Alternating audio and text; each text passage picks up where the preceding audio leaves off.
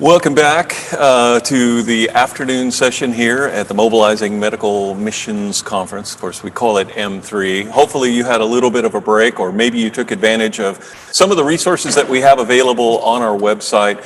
One of the questions that has come up is the breakout sessions. If you were here in person in the past, you kind of had to choose one or maybe the other. The good news is you won't miss any of the breakout sessions, so you can be sure and enjoy those. We have a very full afternoon ahead of us. We're going to hear from some amazing voices. We're going to hear from Dr. Russ White. He is the Chief of Surgery at Tenwek Hospital in Kenya. Also, Beryl D'Souza will be joining us, the National Director of Good Shepherd Healthcare Initiative. That's coming up in just a little bit. But first, one of the areas M3's ventured into this year, a little bit different, are poster presentations. Dr. Paul, why don't you tell us a little bit about the background of that and what it is? Yeah, this is just an opportunity for mostly students or residents to submit their scientific research by format of a poster presentation. We had 7 presentations submitted this year. We've chosen 2 winners. The first place prize goes to, or first place position goes to Andy Grimm,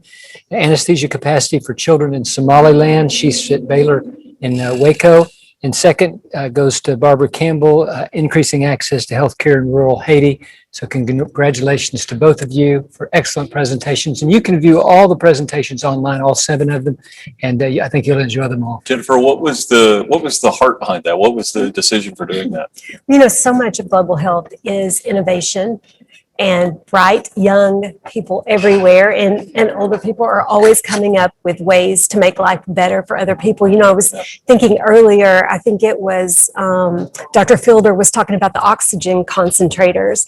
And I was thinking, that is a global health problem that people are working on.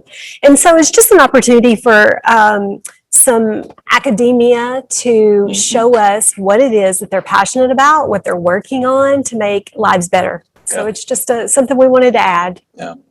Well, thank you. Congratulations to our winners, and thank you again to all that submitted some of those presentations. As Paul said, you can actually view all of those. They're available on our website if you'd like to take a look. We've highlighted several ministries this weekend who are successfully taking missions overseas, but there's also effective outreach efforts happening right here at home. We want to have you take a look at one of those examples of the team bringing Jesus directly to their own city.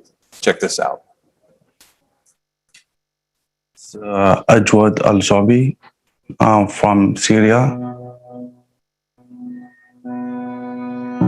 Actually, I'm born from Syria. I like it. I miss that. Before the war, it's a great country. It was 2012 when the army came to our village. They killed 21 people. It's tough. Yani Kongo iko na shida sana ya vita, njaa. Yani ndio maana watu wanapata shida na wanakimbia. Tulipokimbia tukawa refugee, tukakaa kwa kambi karibia miaka 20 na vitu. Yani maisha ni mabaya sana tu. Immigration called me if I wanna go to America. I tell them, why not?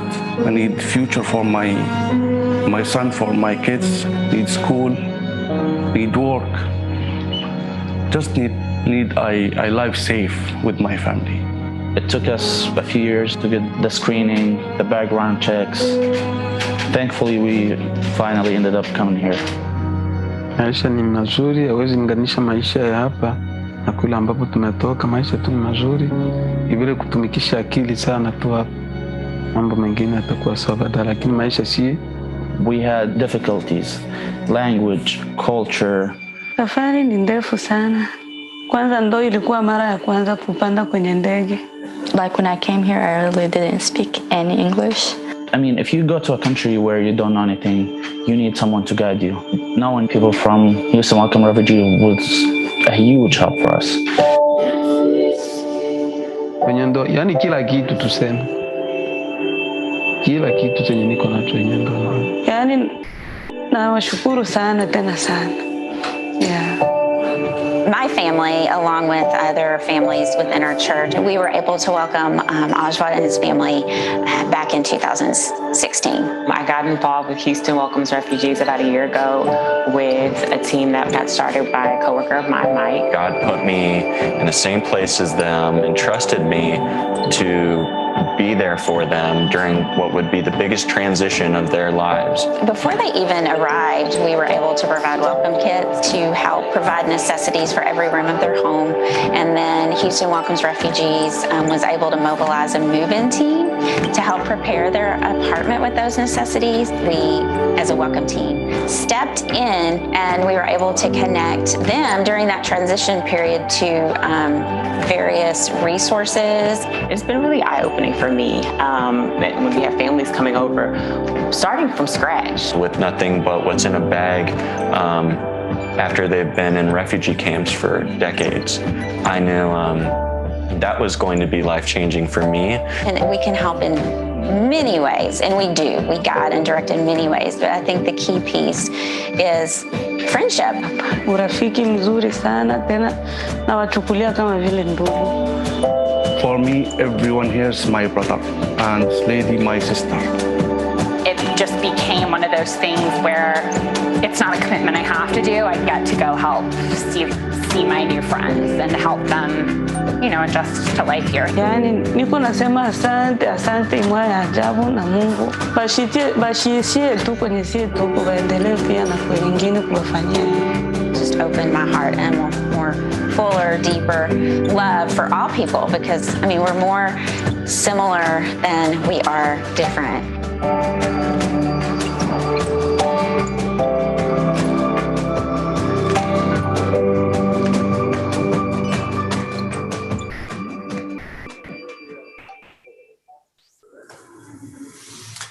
Incredible and inspiring stories. You guys, I never get tired of hearing things like that and the work that some of these missions organizations are doing right here in our own backyard. It's just incredible. The one comment from the gentleman who says, it's so much more enjoyable here than living in camp. Yeah. And, those of us who live in privileged countries like us here in the United States, when I think of camp, I think of going camping down by the river. That's not the kind of camp and experience they have. Just incredible to hear those stories. Yeah, Houston Welcomes Refugees is a local organization, and I have a good friend that works there, Cindy Wu. She's their program director, and it's an organization that I love. It's been an opportunity for me. I can't always travel with Paul, but refugee care is dear to my heart. So the last couple of years, it's an organization that I've actually been a part of. And so they just come alongside refugee families, like the video showed us. And not everybody can travel, but it is a really unique way that you can spend a little bit of your time, or you can do as much as you want. Yeah. What are the kinds of things that you've done personally? Well, Houston Welcomes Refugees does do these care packages. So when a family arrives, like the video said, oftentimes whatever they have in a bag when they get off the airplane is what they own. All they have. It's what they own. And so as they are resettling, Houston Welcomes Refugees takes in churches, put these kits together, families put these kits together, and they're just welcome kits. And so in one, you may have cleaning supplies, in another, you may have sheets and towels. And so it's just it's a way that the church can be the church. And this is just an organization that you can go through. So you can donate the boxes, like I said. Another opportunity is that you can put a group together. For instance, I do it with a couple of my friends, and they assign us a family that has just arrived, and you just walk alongside them for 6 months. Yeah. You basically help them just integrate the best you can. There are a lot of obstacles you can imagine, a lot of language barriers, but for instance, I'll just speak from my own experience. I've helped families get their kids register for school, get to the doctor for the very first time ever, get to the grocery store, that sort of things. You know, something struck me in the video. It said, one of the volunteers said, we are more similar than we are different. And Wow. that has been my experience across the board, is that we may not can speak the same language, but that just being able to demonstrate, be the hands and feet of Jesus. It's just, I in them, I see, I could be me. I could be in this position, you know, I could be where they are. And so that's really a powerful thing. You know, Chuck, I have not been as involved as Jen has, but I did have this moment where I went to school where they were registering their children. There's this little 10-year-old girl from a different culture, different language, used different characters for her alphabet. She had no idea how to couldn't speak the language. And so you can imagine if that was my 10-year-old, I'd want somebody to come alongside and help. The subject of refugees, sometimes it can even sound or become a little bit political, you know, these days, I know, and yet the need is so great. Why do you think, Jennifer, it's difficult to find people who are willing to jump in and get involved in maybe some of this kind of work? Do you think it's that fear or the language, or I don't know what to expect? Yeah. You know, I think, for one, sometimes I think people aren't sure what they can do. Refugee care is in the news. The whole situation is in the news. But, you know, I'll tell you what, I think Cindy has joined us by Zoom. Cindy, are you there? Awesome. Well, this is the person that needs to answer our question. Cindy, we got started without you just a little bit, but Chuck was asking, look, I know you know and can explain best, like, what does the Bible tell us? Like, what is Houston Welcomes Refugees? What is the mission according to, you know, the mandate given to us as believers? What would you say? Yeah, I love that opening question, because our mission comes out of a biblical conviction. So the Bible talks about God's heart for the widow and the orphan and the foreigner. The word sojourner or foreigner is mentioned 92 times in the Old Testament, and Israel's obligation to care for the foreigner is mentioned 36 times. And we believe that in the same way that when Jesus talks about, when you did these things, when you fed me and when you clothed me and visited me in prison and, you know, took care of me, we enact the hospitality of God on newcomers with the love of Christ. And so our mission is to ease the resettlement process for newly arrived refugees to Houston by mobilizing invested caring volunteers to welcome them. So we focus primarily on mobilization. Yeah. So Cindy, I know not every city has a Houston Welcomes Refugees, but I know that a lot of people do really have a heart for that. They would love to get involved. Like I said to Chuck, sometimes I don't even think people know what to do. So if somebody said, you know, I would love to be involved with refugee care, and I know in Houston, I would say this is your organization, but what about somebody living in Cincinnati or Dallas? I mean, what's the best way to educate yourself and begin to get involved? So I would recommend that they do a Google search and look up the closest refugee resettlement agency in their city. There are 9 national agencies, and each one of those has a local affiliate.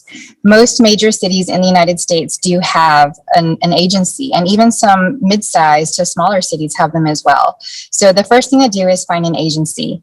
The thing about the internet that's so great is that it's quite easy to find ways to plug in if you really are interested in helping refugees. There are many books on the market that you can learn about the global refugee crisis. There are movies that tell the stories of refugees. I'm just really grateful that right now we're in an era where the resources and the opportunities are abundant. Yeah, I know it has truly been one of the most rewarding experiences. And I've done a lot of different types of missions, but it's truly so much more rewarding back to me than anything I put into caring for families. So, Yeah, Cindy, I don't know if you heard the question I asked Jennifer a second ago about, you know, finding people who will do the work and finding people who are willing to say yes. What are a few of the roadblocks? Because I'm guessing some watching right now think, yeah, I'd really like to do that, but I can't because of this. What are some of those roadblocks that you're finding, and how can you encourage somebody who might be watching right now to get past that roadblock and take the next step? I appreciate your question, Chuck, because there are many myths and misconceptions about refugee resettlement. I think it's sometimes intimidating to spend a long period of time. You know, we ask for example, for welcome teams, a 6-month commitment. There's fear of inability to communicate, as Jennifer mentioned. There's cultural differences. There's male-female, you know, relational dynamics that are different in other cultures, religious differences. And quite frankly, it takes time. It takes time to invest in those friendships. And so I think maybe another kind of side obstacle could be just concerns about resettlement and immigrants coming. Is this a legal process or not? And the answer to resettlement is yes. Refugees come legally, invited by the US government, and they get a visa to work and live here. So I really agree with Jennifer that you get so much more out of it than you invest, because I think that this is God's heart towards us. And so we actually have a spiritual identification with refugees, the same way that God welcomed us into his family when we were strangers. We have an opportunity to reflect that same kind of love to others by inviting them into our hearts and our community, even when they are strangers. Well, Cindy, thank you. We just appreciate you. You're right here in our home city. We appreciate the work that you do. And I know if just this little conversation has given you maybe a spark and a desire to get involved in working with refugees, I encourage you on our website, in our virtual exhibit hall, click on the link and check out a little bit more about how you can get involved. But Cindy, thank you so much for your time today. Thank you for joining us. We appreciate you and everything you do.